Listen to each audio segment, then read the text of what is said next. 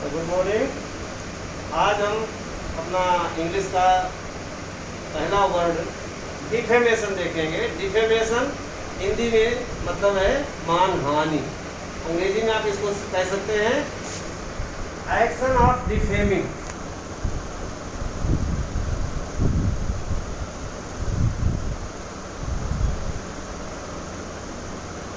किसी की मानहानि करने का कार्य, एक्शन ऑफ डिफेमिंग। दूसरा आप इंग्लिश में एक्सप्लेन कर सकते हैं इसको। दूसरा एक्सप्लेनेशन हो सकता है कॉज और अनजस्टिफाइड इंजरी।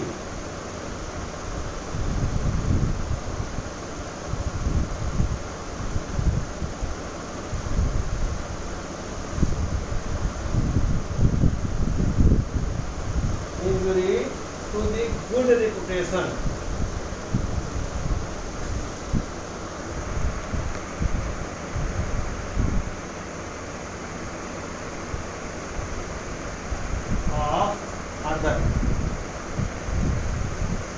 किसी भी व्यक्ति के गुड रेपुटेशन, अच्छी प्रतिष्ठा, मतलब समाज में जो उसकी प्रतिष्ठा है, जो उसका सम्मान है, उसको कोई क्षति पहुंचाना।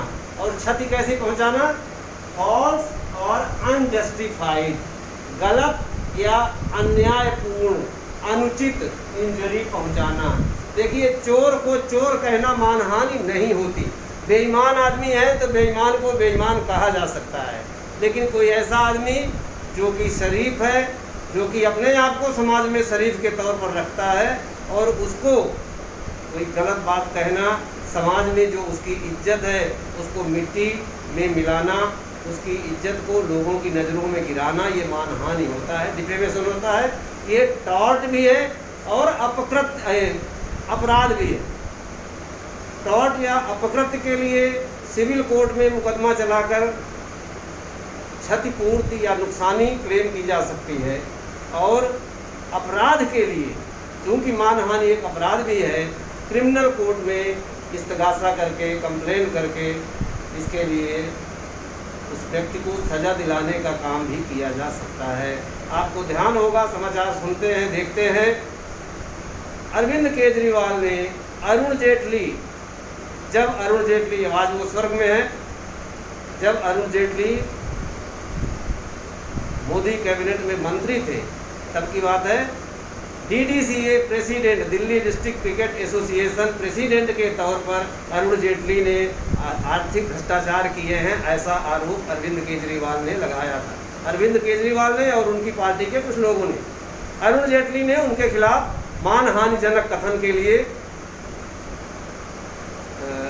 सिविल कोर्ट में भी और आपराधिक कोर्ट में भी मुकदमा किया, और इसके बाद फिर अरविंद केजरीवाल को उनसे माफ़ी मांगनी पड़ी। उन्होंने शर्त रखी कि माफ़ी मांग लो, और नहीं तो 10 करोड़ मुआवजा और आपराधिक कार्रवाई अलग चलेगी। और इसमें काफ़ी अखबार में और समाचारों में काफ़ी दिन तक आया। अंत में अरविंद केजरीवाल और अन्य उनके साथियों ने, तमाम ने माफ़ी मांगी और मामला जाके खत्म हुआ। तो कोई भी व्यक्ति यदि किसी की मानहानि करता है तो उसके विरुद्ध आपराधिक न्यायालय में मुकदमा किया जा सकता है, और सिविल न्यायालय में क्षतिपूर्ति के लिए मुकदमा भी किया जा सकता है। अब इसका यूज आप लिख सकते हैं, अभी जो कहानी बताया आप वही लिख सकते हैं। अरुण जेटली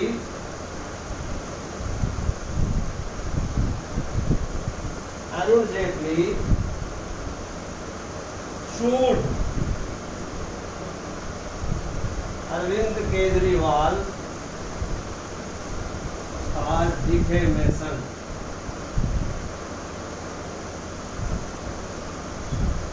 दूसरा सेंटेंस आप लिख सकते हैं, defamation is a tort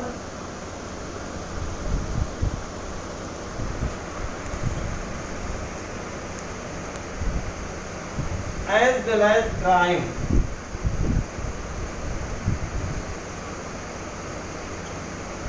defamation एक अपकृत्य है और साथ ही साथ अपराध भी। ये भी अपने आप में एक सेंटेंस है।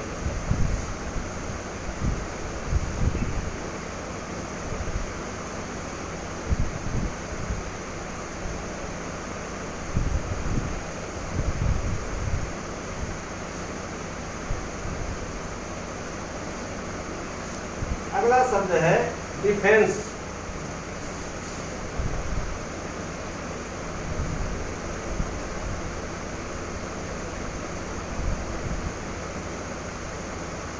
प्रतिरक्षा, बचाव। आप सब जानते हैं भारत सरकार या किसी भी देश में एक डिफेंस डिपार्टमेंट होता है जो कि मिलिट्री, आर्मी, नेवी, एयरफोर्स इन सब की व्यवस्था देखता है। तो जो रक्षा विभाग होता है उसको कहते हैं, आम आदमी वैसे मिलिट्री में रहने वाला आदमी कहता है आई एम फ्रॉम डिफेंस, मैं डिफेंस से हूँ। क्यों डिफेंस से है? क्योंकि वह आर्मी, नेवी या एयरफोर्स को बिलोंग करता है। डिफेंस मिनिस्ट्री है और डिफेंस मिनिस्ट्री है इसलिए डिफेंस मिनिस्टर है। अभी भारत का पाकिस्तान से और चीन से टेंशन चल रहा है तो रक्षा मंत्री और रक्षा मंत्रालय अक्सर न्यूज़ में रहते हैं, तो आप इसको यूज़ कर सकते हैं। Action of defencing. अब डिफेंस अपने आप में नाउन भी है और अपने आप में वर्ब भी है। डिफेंड से डिफेंस बना है। जब कोई डिफेंड करता है अपने आप को तो उसको बोलेंगे action of defending.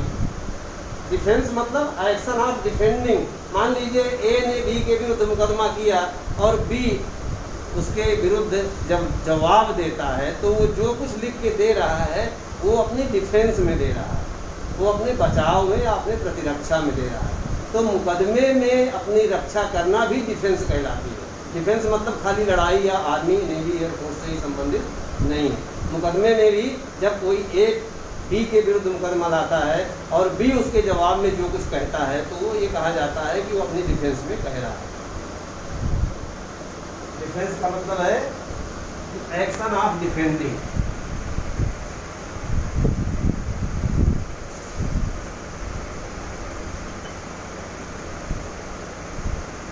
Action of defending.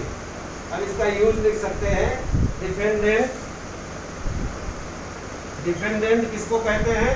जो व्यक्ति अपनी डिफेंस सबमिट करता है, प्रतिवादी। Defendant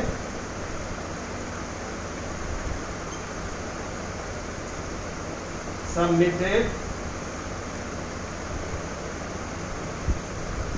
his written statement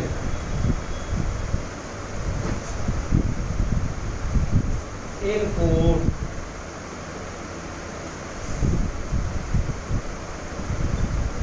in his defense।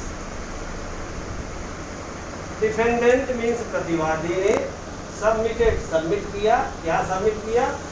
His written statement, लिखित कथन। जो प्रतिवादी न्यायालय में लिख कर देता है बचाव में उसको लिखित कथन कहते हैं हिंदी में, अंग्रेजी में कहते हैं रिटन स्टेटमेंट। लिखित कथन प्रस्तुत किया, किस लिए? इन हिज डिफेंस, अपने डिफेंस में, अपने बचाव में प्रतिवाद के रूप में उसने अपना कथन प्रस्तुत किया। दूसरा यूज आप कर सकते हैं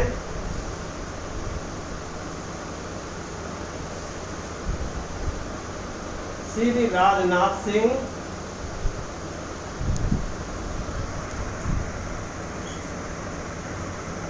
is our defense minister।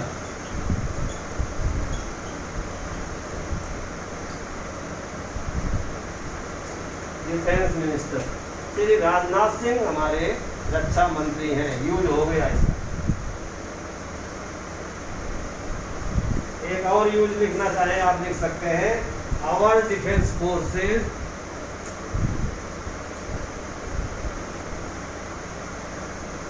Are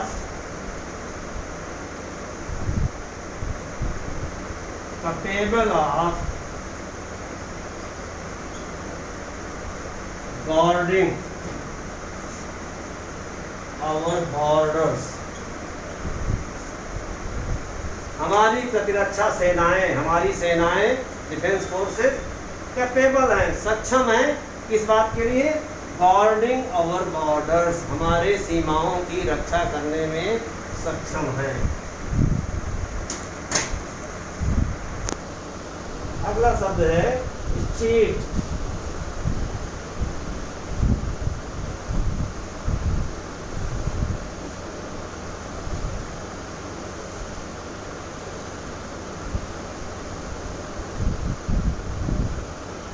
cheat ये एक सिद्धांत है राजगामी संपत्ति।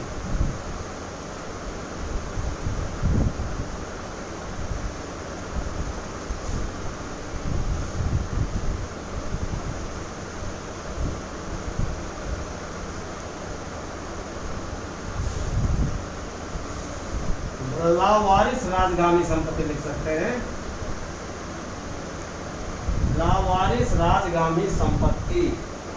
देखिए, संपत्ति का एक विशेष गुण होता है, वो कभी बिना मालिक के नहीं रहती।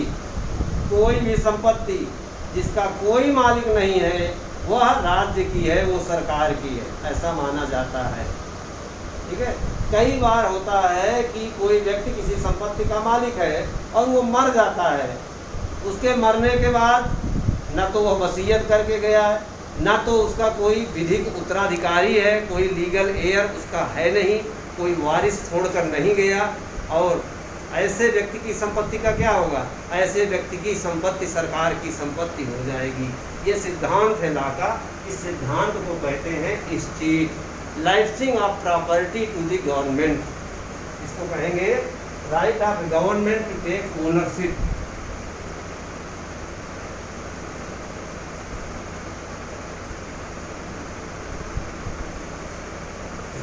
Right of government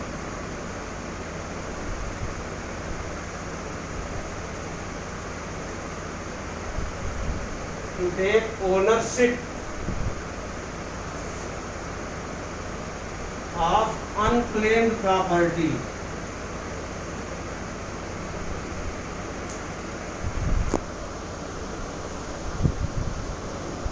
unclaimed property मतलब जिस प्रॉपर्टी का कोई मालिक नहीं है, जिस प्रॉपर्टी का कोई दावा करने वाले नहीं है, उस संपत्ति को स्वामित्व ग्रहण करने का अधिकार किसका होता है? राइट ऑफ गवर्नमेंट, सरकार का होता है। इसका आप यूज लिख सकते हैं।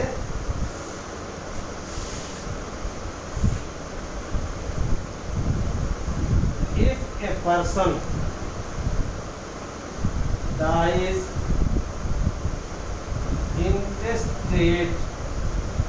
इंटेस्टेट मर जाता है कोई व्यक्ति। इंटेस्टेट मीन्स निर्वसीयती, बिना वसीयत के कोई व्यक्ति मर जाता है। Without any legal hair,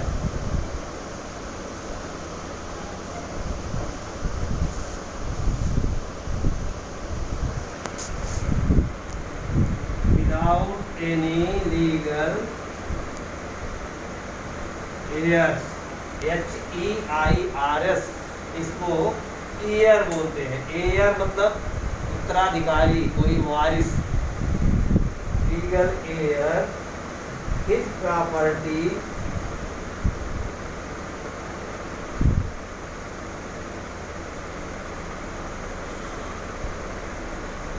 lapses to the state, lapses in favor,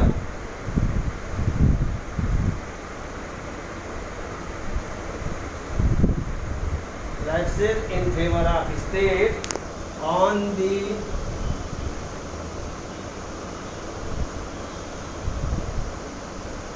principle of estate। State के सिद्धांत पर ऐसे व्यक्ति की संपत्ति राज्य को चली जाती है या राज्य को मिल जाती है।